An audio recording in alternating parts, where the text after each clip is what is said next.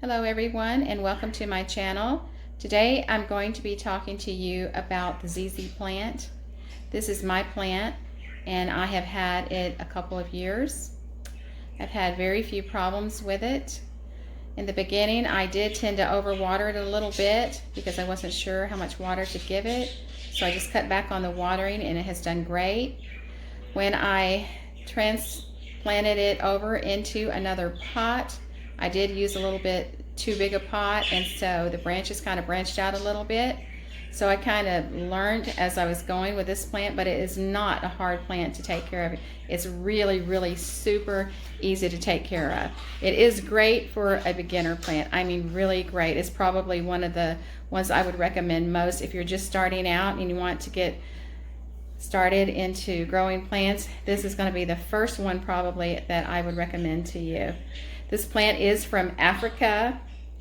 Like I said, it requires very little care. It has shiny dark green leaves and the leaves feel waxy. It can survive in an office or a bathroom with small amounts of fluorescent light, which really surprised me.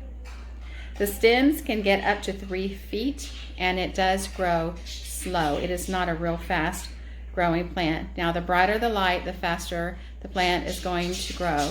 I have mine sitting in medium light and it's doing perfect. The new growth on it is going to be a lighter color and then it's going to turn dark green. Let's see if I can see any. Don't know that I really have any new growth right now. Everything is pretty much grown out, but the new growth will be a light green and then it will turn a darker green. Like I said, low to bright indirect light is best, but it's going to do better the brighter the light. It does have to be indirect though. Make sure you don't put it in direct light because it may get scorched or burned. Watering. You need to water this plant very lightly. Now some people wait till it's completely dried out and then water it just to make sure there's no problems, and it can go quite a bit of time without watering, but I like to water mine weekly. This is about an 8-inch pot and I only put about 1/3 cup of water in this pot and it does perfectly. I do use the Miracle-Gro food for this plant and I put that in every 2 weeks. And as far as fertilizing, you do not have to fertilize it at all. They suggest that you fertilize maybe once or twice a year during the growing season. I again like to fertilize at half strength every 2 weeks.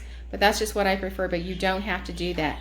You can fertilize at half strength just once or twice during the growing season, which is from spring through the fall. Do not fertilize in the winter time. It prefers a well-draining potting soil. I use the Miracle-Gro potting soil, fast-growing potting soil. Works perfect for me. You should repot once a year in the spring, and make sure when you do that, don't go up too big a size on your pot. Just go up one size. I think I might have gone up 2 on this one, and that's why I had a little bit of problems to begin with. So make sure you only go up one size and not 2 or 3. You can propagate it by underground stem cutting or with leaf cuttings. I've never done it, but that is how you can propagate it. Pruning, you want to make sure you cut away any dead leaves. Do not leave dead leaves sitting on your plant because your plant will struggle to keep that part of the plant alive. Instead of giving all the nutrients and energy to the healthy plant, it will work on fixing the unhealthy plant. So cut off all dead leaves. Now, leaves that are turning yellow usually means you are over watering. Every time that has been my idea and what I have found.